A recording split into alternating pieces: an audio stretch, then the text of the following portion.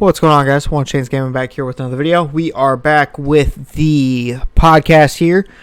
This is going to be wrapping up season, I believe we're in 3 now.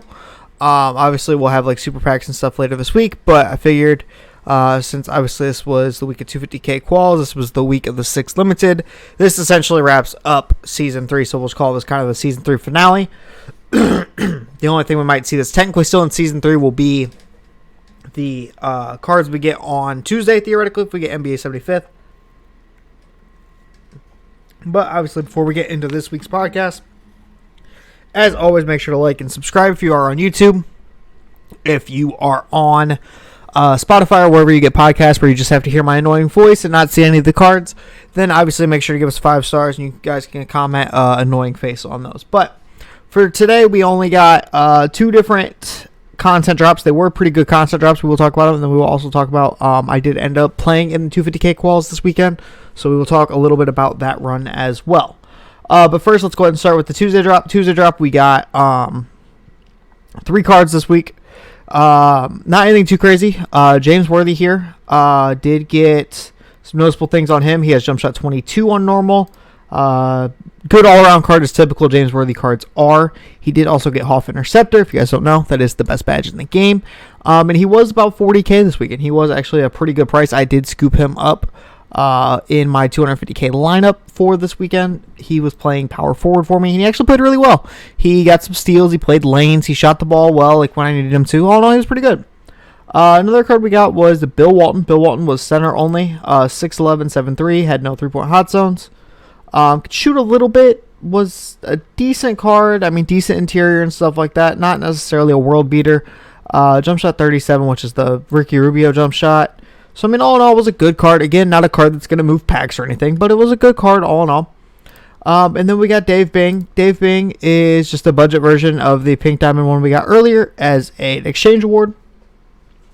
So, good defender, good speed, good shot, good 3-ball, decent driving dunk, could handle the ball, needed like handles for days and stuff upgraded, but came with clamps and stuff like that. It's just had the, actually ended up getting jump shot 4, which is a good jump shot. I actually don't mind that jump shot at all. Has quick dribble style, so all in all, not a terrible card for a budget guy. Just 6'3", 6'6" wingspan, not necessarily a top tier point guard in my opinion, because I think point guards at this point need to be able to dunk, maybe even be a little bit taller. But all in all, it was a solid all-around card considering this week's content that we got. Now, on Friday, we got an interesting tweet on Thursday about us getting, we obviously got a couple of the cards announced that were going to be in the promo and stuff, because that's typically what they do for the Friday ones normally on Thursday night. If it's a decent drop or just like kind of a notable drop, they will kind of let us know exactly what is going on as far as that Friday, so they can build up anticipation, right? Well, they did that, and then they also announced that we were getting a Moments of the Month set with DeMar. I'll go over a little bit more of that in detail here in a minute. But if you did miss it, I did upload. It should be one of the most recent uploads on the channel. I think probably 2 or 3 uploads ago. As far as I went over every card that we got between Moments cards and the actual cards we got in packs, and kind of just let you know my thoughts on them. The main man we got Terry. I'll just kind of look over him really quick. So Terry is a god. I used Terry this weekend. I actually bought Terry, I think, Friday night. And added a shoe to him, added diamond contract to him. He's going to be on my team for a while. The main reason is I'm going to start investing in guys with quick, because I think with how long it's taken us to get from normal to quick, I think it's still going to be a pretty long time before we see a very quick. So, anybody that gets quick, I'll probably invest in, with the exception of Buddy Hield. But Giannis and Terry right now are staying on the team.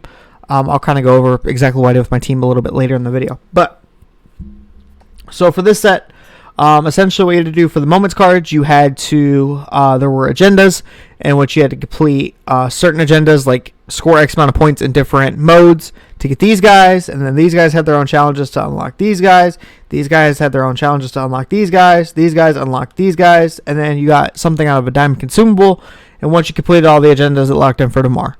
DeMar's not bad. DeMar's got decent dribbles. He's got Trey Burke. He's still kind of more of a cone in my opinion. He's not necessarily a creator. But he's not liability defensively. I really thought his defense was going to be bad. But his defense is definitely serviceable. The interior worries me a little bit. But, I mean, on all the rest of it, like, he's a solid all-around card. Especially for, you got to figure, we've only got, like, 5 opals at this point. So the fact that that's all we've got right now and he's a free one, definitely a major W for the community. It only took about, I think, 6, maybe 7 hours. I kind of broke it up into, the first thing I did was I made sure I went to go get Jaylen Brown. And then after I went to get Jaylen Brown, I took a little bit of a break, came back later that day and finished out the rest of it. But all in all, was not a bad moments drop. As far as cards that will actually be used in my lineup, DeMar, Jaylen are really the only 2 for right now. Josh Giddey, I thought about, but just defensively, he doesn't get enough for me to use him. And also, I don't like Jason Kidd, even if it's on quick. I still don't love Jason Kidd. I used him in limited, though. He was really, really good for me in limited, so at least maybe he'll be used in that, kind of like in the Sean Livingston role, how I have Sean Livingston right now. Because Sean Livingston's more of a limited guy for me, or like a non-skill-based matchmaking system for me. But another thing for the budget guys, if you guys have Ruby Sadiq, this is basically the same card. It's free, and it also gets Hall of Rebound Chaser. So definitely recommend Sadiq for you budget guys, especially because Sadiq's probably the top 2 out of the Amethyst, is pretty confidently able to be said. Between him and Josh Giddey, I still think he's 1, Josh Giddey's 2. Okiki's probably 3, Vontae 4, and then Robert Williams is 5 just because he can't shoot. And then out of these guys, I mean, they're all pretty mid. None of these guys would make like an actual online rotation for me, but I'd probably go 1, 2, 3, 4, 5. Gafford didn't block the ball well enough for me. And then the diamond guys, I would say probably 1, 2, 3, 4, 5. Mitchell Robinson would be 1 for me. It's just 52 speed is a real killer on Mitch Rob. Even if he could have gotten like mid 70s, low 80s, just especially with the way he can switch defensively without any like coaches or shoes or anything. You would have had to add clamps and stuff to him, but just look at these stats alone. He would have easily been able to keep up with guards and stuff, especially on this 2K. He would have been a real viable option. And then for the pink diamonds, it goes 1, 2, 3, 4, 5. Clint Capella has a rebound challenge in online modes. For whatever reason, this right here is a lie. The man did not rebound well for me at all. He was terrible at rebounding. I had guys intentionally trying to give me rebounds, and he still wasn't rebounding for me. And then, obviously, DeMar. DeMar played in quals for me, as well as, that's half the reason I was trying to get DeMar done. I think I got DeMar done about 1 o'clock Saturday morning. Because I wanted him to play in quals, at least as a bench guy. And then Jaylen played for me too. Jaylen actually started for me, and Jaylen played really, really well. Played lanes really well, was a good defender. A lot of guys were running Kobe. He was on Kobe a lot of the day. Just the jump shots at pinch slow. I do notice he's one of the jump shot 75 is one of the few you can definitely tell, especially on next gen, that it's on normal timing and it's not on quick. It is pretty obvious. I shot a lot of slightly earlys with him. Terry played for me as well. Terry played my 3 for me. I actually kind of liked it. I had him at the 2, him at the 3. Gary ran my 1, Worthy ran my 4, and Giannis ran my 5. And Terry kind of is like a secondary ball handler. Even a primary ball handler at times was really, really good. There are a couple of TikTok clips of him kind of ISOing and stuff, and he actually hit a couple of good shots for me. But as far as the regular cards we got, Shannon Brown probably won't be used. I just don't see it. 6'4" at the 2. Bull, I tried to ration it when I was talking to some guys today. It's just he's missing too many badges. Speed's not great. Defense isn't great either. Definitely, I think this is a step down the path of darkness that we're going to be getting Bull's good eventually. I would say probably by March is when we'll get March, maybe April, we'll get another decent one. Darius Garland's just too short. I think he's good, though, especially with that Dame on quick. I do like Dame's jump shot a lot, and especially with circus threes. I'll be able to hit that moving shot that I've actually really started to enjoy doing. I was actually doing that a lot in quals, too. And then Dionne Waiters is a good card, just not A1 defensively. So, and the fact he's an Amethyst, he only gets one Hall of Fame badge. Victor Oladipo's good as like a 3-and-D guy. I wish he could play the 1. If he could play the 1, I would have considered playing him over Dame. just because of what he would give me defensively. And Victor Oladipo has played really, really well for me.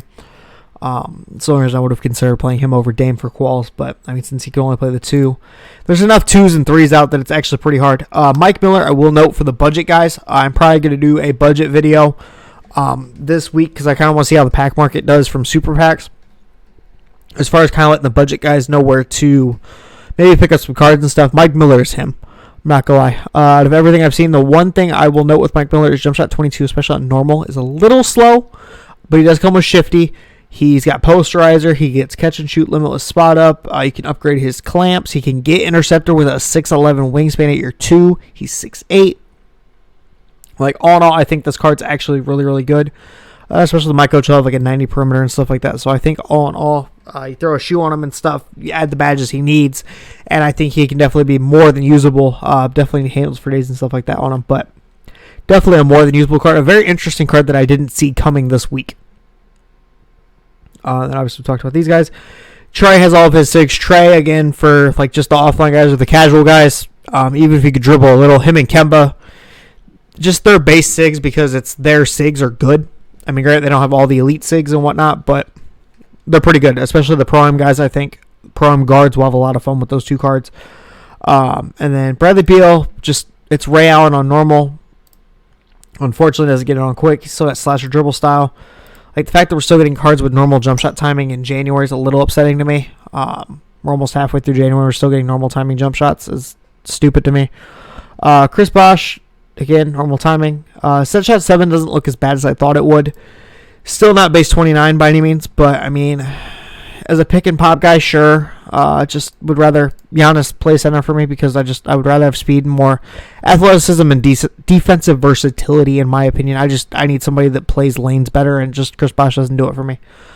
But yeah, so that is all of the content we got. Now, I'm going to go ahead and talk about quals really quick. So if you weren't in the stream, because I didn't really tweet out any notification because I wasn't sure even if I was going to go live because I wasn't feeling great this weekend, so wasn't really sure if I was even going to go live to stream my quals run.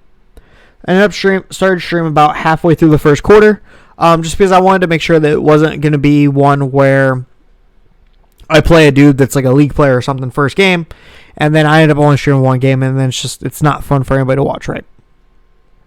So kind of found my rhythm pretty early. We got up a couple of times. There was definitely, I think we forced 1 or 2 quits. At one point, I think I was about 7th or so in the quals race, and then I can actually even check really quick. Let me see here what I was at one point because I took a couple of screenshots. So at the start of it, at one point I was in 8th and was playing pretty well. Wasn't doing too bad. Played, I think, 1 or 2 games after that. So about an hour and 20 minutes in, I looked again and I was in first. Which, I mean, granted, obviously it's really early to be in first, but the fact that I was the first, I was super, super happy with that. Just because this is the first time, I think, ever, I've always either had to work quals or I've had something going on where I can't play the full thing. So I've never actually tried to play a full quals. So I actually ended up playing the full quals this time. Sorry, still not feeling great. But was in first place. And then about an hour and a half in, I was in 6th. So we're doing really well there. Got to quit after that. Got to quit pretty quick. So then about an hour 40 in, so we're almost about halfway through, and I was still in 5th. So I was feeling really, really good. I found a groove. I mean, I was using... I'm trying to think of the lineup. So I had Gary at the 1. I had Jalen at the 2. Terry at the 3. I had Worthy at the 4. Giannis at the 5. Bench was Dame.